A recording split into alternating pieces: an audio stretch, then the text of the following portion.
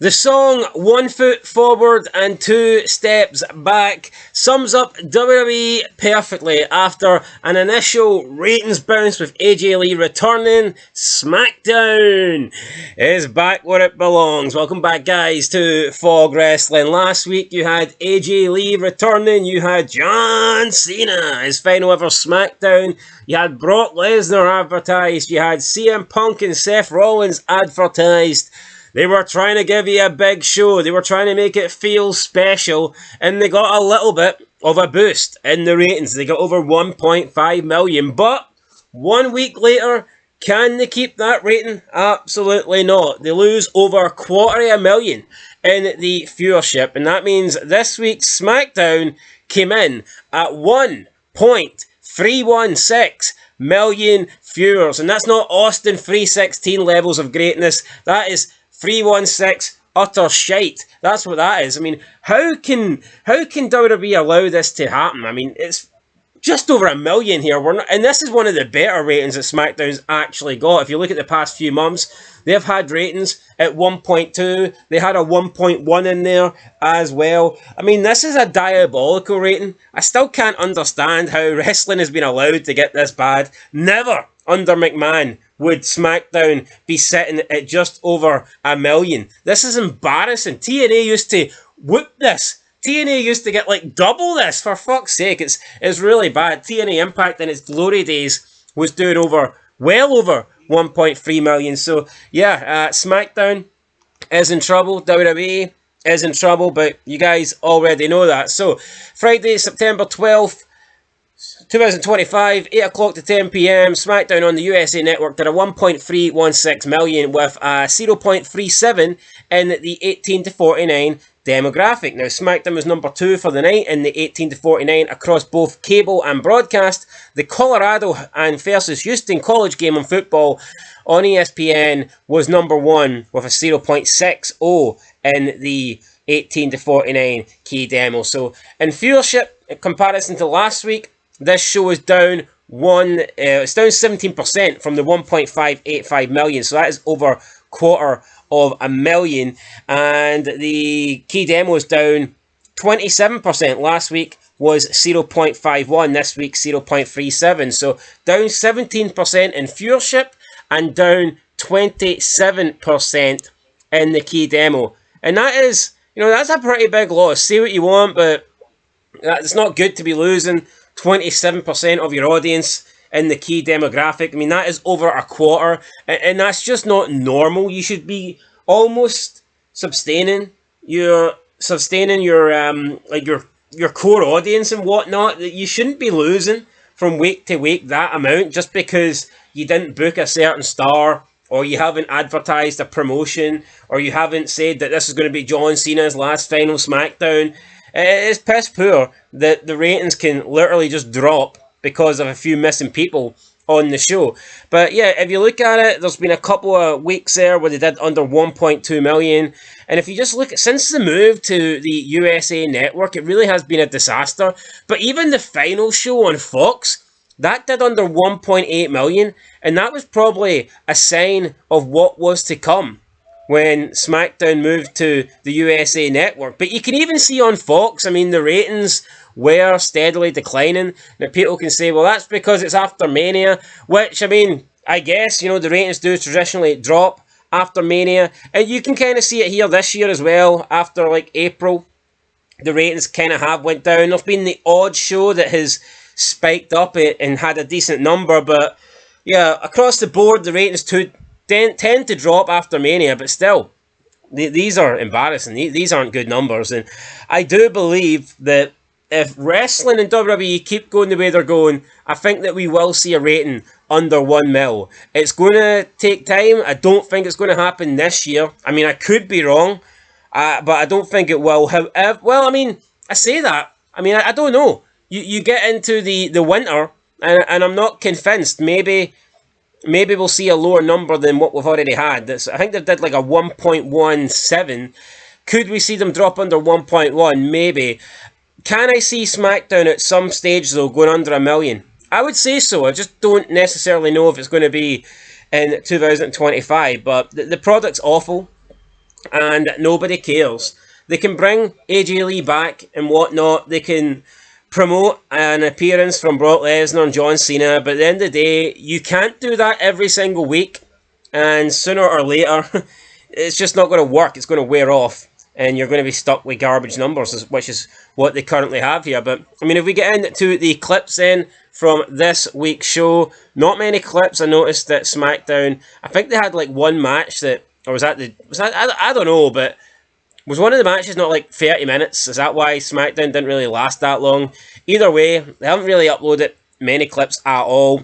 So I'm not going to count the highlights here. So it gives us 7 clips to go through. So, in first place, we have full match. Cody Rhodes attacks after Drew McIntyre battles Randy Orton. This got 967,000 views. So just under 1 million. In second place, we have Brock Lesnar blasts R-Truth with an F5. This got 942k, also under 1 million. So these two clips are the highest, and I mean, it's not great, is it? Especially when it's your 2 highest clips. I'm not saying that 900k is bad, but when that's your best feud video after 4 days, it's not exactly great. Now, of course, the highlights did do 1 million. Could that be what a lot of people are doing? Does wrestling suck so much these days that perhaps you're getting some people that just watch the 9-minute and 46 video highlights package? Maybe that's what people do. You've got 1 million people watching that. Maybe they would prefer to just waste 10 minutes of their life opposed to wasting 2 hours of their life on a...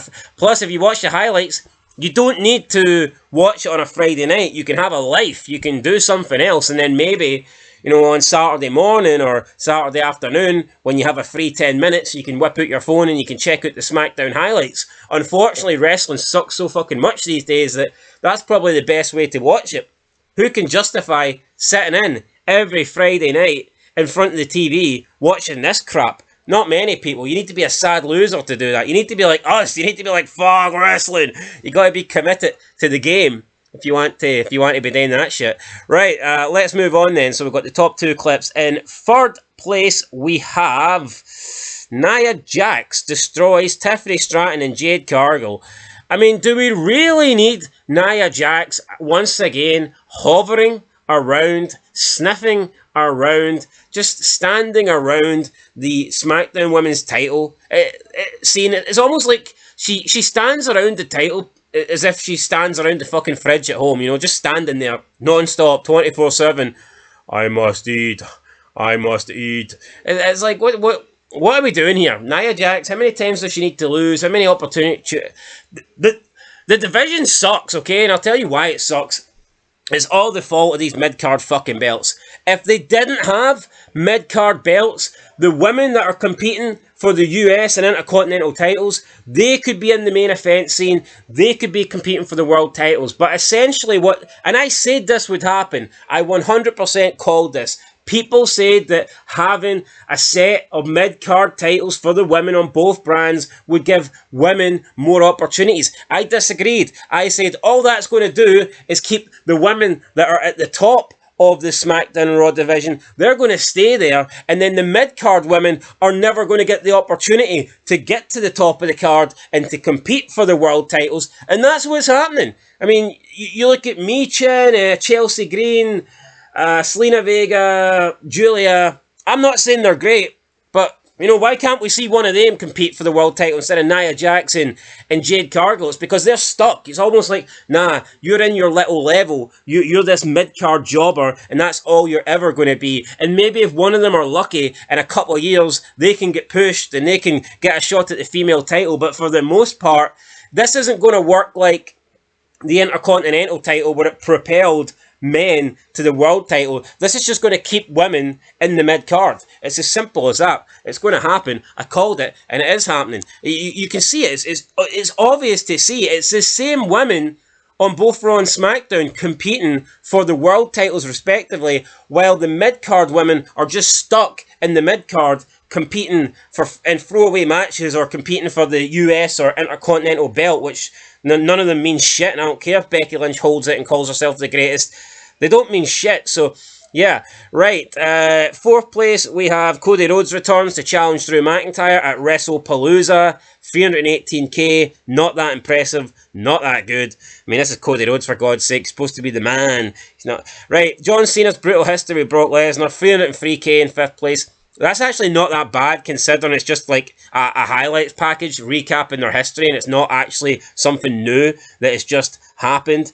Then in sixth place, we have Michin saves B-Fab from Julia and Kiana James. That's got 290k. And then in last place, we have Sami Zayn versus Rey Fenix, United States title open challenge, 259k. What can I tell you guys? Sami Zayn is a jobber. He's always been a jobber. He will always be a jobber. He's not worthy of being a mid-card champion, let alone a world champion. So anyone that's thinking about pushing this guy, anyone who thinks that he should somehow win a WrestleMania or main event, like Saudi or Rumble or whatnot, fuck no. The guy sucks, alright? He's had his moments where he was the comedic element and comedy relief and all that shit, but those days are done.